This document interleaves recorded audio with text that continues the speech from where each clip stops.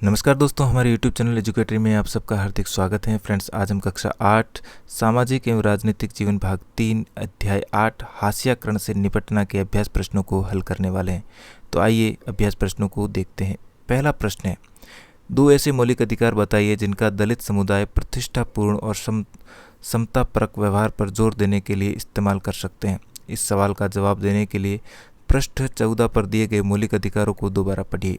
हमारा उत्तर होगा, निम्नलिखित 2 अधिकारों का प्रयोग दलित समुदाय के द्वारा प्रतिष्ठापूर्ण और समतापरक व्यवहार करने पर जोर देने के लिए किया जाता है। पहला है समानता का अधिकार और दूसरा है शोषण के विरुद्ध अधिकार।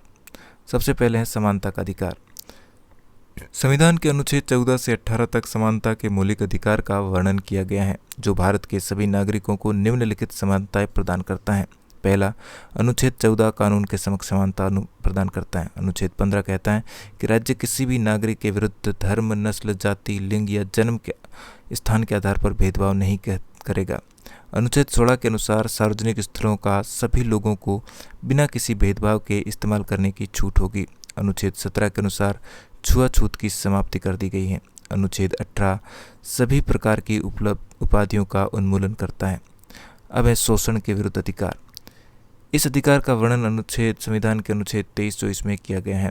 अनुच्छेद 23 कहता है कि मानवों की खरीद फरोख्त पर रोक लगाता है और किसी व्यक्ति से उसकी इच्छा के विरुद्ध बेगार करवाने पर रोक लगाता है, यानी कि अनुच्छेद 23। अनुच्छेद 24 कहता है कि 14 वर्ष से कम उम्र के बच्चों को कारखानों, खानों या जोखिमपूर्ण स्थानों पर काम करने पर रोक लगाई जाती है। प्रश्न 2, रत्नम की कहानी और 1990 के अनुसूचित जाति और अनुसूचित जनजाति अत्याचार निवारण अधिनियम के प्रावधानों को दोबारा पढ़िए। अब एक कारण बताइए कि रत्नम ने इसी कानून के तहत शिकायत क्यों दर्ज की। फ्रेंड, आगे बढ़े उससे पहले आपसे रिक्वेस्ट रहेगी कि अगर आपने मेरे चैनल को अभी तक सब्सक्राइब नहीं किया है तो चैनल को सब्सक्राइब करके बेल आइकन को प्रेस करें ताकि मेरे आने वाले सारे वीडियो आप तक आसानी से पहुँच सके।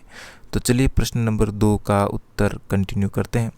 उत्तर है, रत्नम ने गांव की अगड़ी जाति के लोगों द्वारा बनाई गई अपमानजनक परंपरा को मानने से इनकार कर दिया, तो गांव की ताकतवर जातियों ने रत्नम को सबक सिखाने की सोची। उन्होंने उनके समुदाय को आदेश दिया कि वे रत्नम और उसके परिवार का बहिष्कार कर दे। सभी को यह कहा गया कि कोई भी उसके परिवार से किसी तरह का मेल जोल नहीं रखेगा।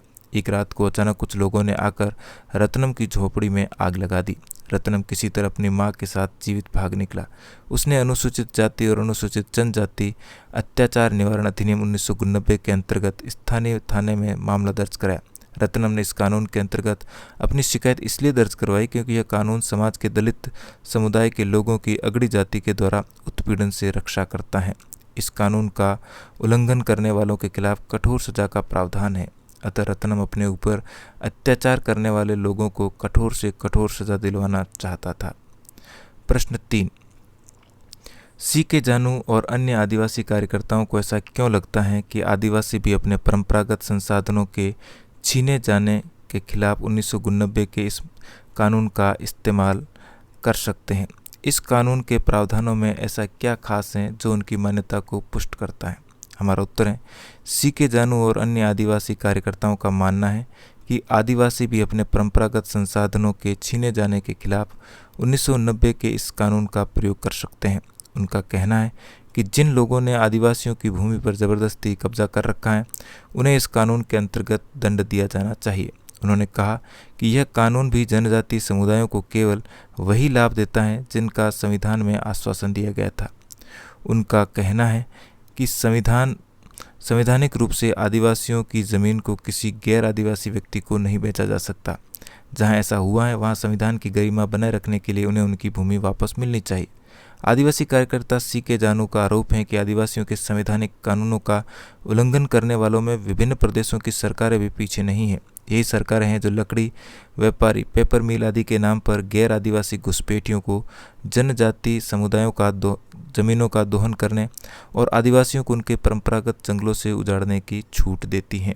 प्रश्न 4, इस इकाई में दी गई कविता और गीत इस बात का उदाहरण है कि विभिन्न व्यक्ति और समुदाय अपनी सोच, अपने गुस्से और अपने दुखों को किस तरह से अभिव्यक्त करते हैं। अपनी कक्षा में ये 2 कार्य कीजिए। पहला है क, एक ऐसी कविता खोजिए जिसमें किसी सामाजिक मुद्दे की चर्चा की गई। उसे अपने सहपाठियों के सामने पेश कीजिए। 2 या अधिक कविताएं लेकर छोटे छोटे समूह में बंट जाइए और उन कविताओं पर चर्चा कीजिए। देखें कि कवि ने क्या कहने का प्रयास किया है। दूसरा है, अपने इलाके में किसी एक हाशियाई समुदाय का पता लगाइए। मान लीजिए कि आप उस समुदाय के सदस्य हैं। अब इस समुदाय के सदस्य की हैसियत से अपनी भावनाओं को व्यक्त करने के लिए कोई कविता या गीत लिखिए या पोस्टर बनाइए। तो ये काम विद्यार्थियों को स्वयं ही करना होगा। और इसके साथ ही हमारा पाठ यहीं पर समाप्त होता है। वीडियो अच्छा लगा तो लाइक, शेयर और चैनल पर पहली बार आए तो चैनल को सब्सक्राइब करना बिल्कुल भी ना भूलें। इसी प्रकार के वीडियो के लिए हमारे चैनल पर बने रहें। धन्यवाद।